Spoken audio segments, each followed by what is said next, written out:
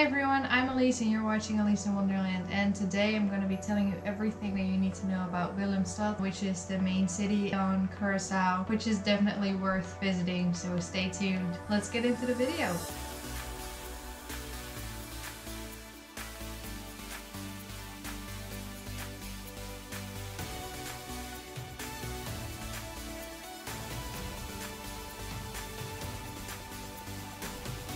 Alice in Wonderland, traveling the world to find the right information for your next destination.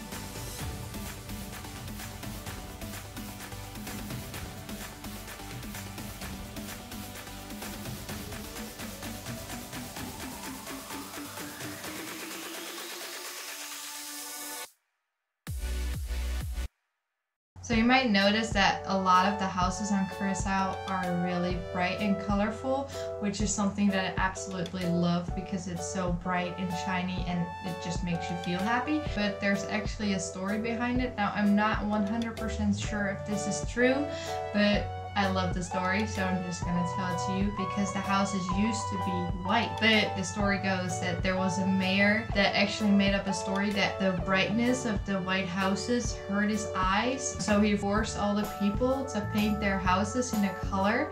But the actual truth behind it was that he had a lot of shares in the painting company, so he was earning money by people buying paint. I do not know 100% sure if this story is true. It's kind of unique and weird and it just fits Curacao, that's what I would say. If you've heard another story about why the houses are this colorful, please let me know in the comments below. But let's get into Willemstad. Willemstad is the main city of the island. It's basically where all the action happens. There are a lot of smaller villages more to the west, but there's not really a lot out there. So when you go to Willemstad, the downtown area is called Pune. When you're parking your car in Pune, you actually have to pay for your parking spot. But when you drive around it and you park your car at the movies right here, that's actually free. So you can just cross this little bridge and you'll end up right at the round market, which is a round building that you can walk all the way through. Very fun to visit because it's a lot of locals selling you a lot of souvenirs, which is really fun.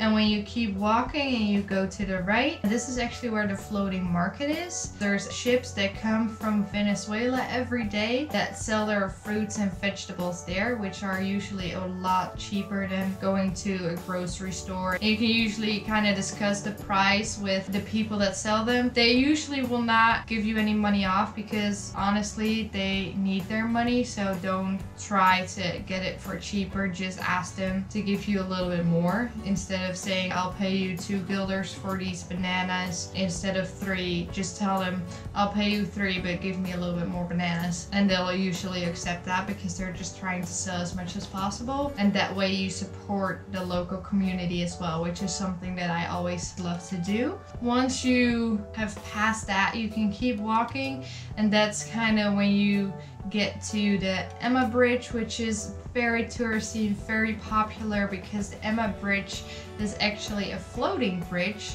which is a bridge that floats on little rafts. And if boats want to pass, it actually opens up like a doorway. So it slides to the right and then it slides back to the left once the boats have passed, which is really fun. And when you walk on the bridge, you actually kind of feel it wobble, and it's really lovely with the lights. You can actually stay on the bridge while it opens and it closes, which is also really fun. Once you get to the other side, you are in Otrobanda, which actually means the other side in Papiamento, which is the local language. And on that side, there's a lot of clothing shops, there's a little market as well, and there's the Pirate Bay, which is kind of fun to walk around as well and maybe have a drink or sit down.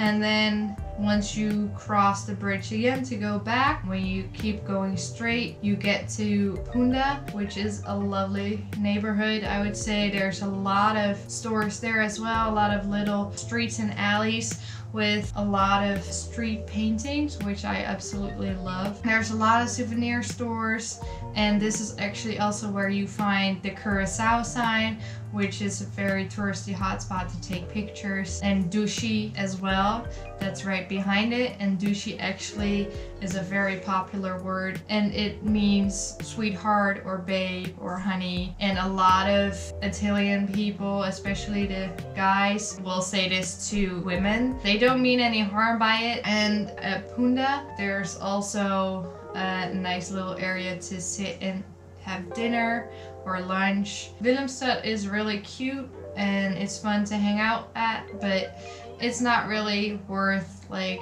spending an entire day in. You kind of go there for like a couple of hours and then you've seen it all. But yeah, it is kind of a must see. When you want to eat local, there's this one place that you have to go to that has a lot of local people that work there, and they sell a lot of local food.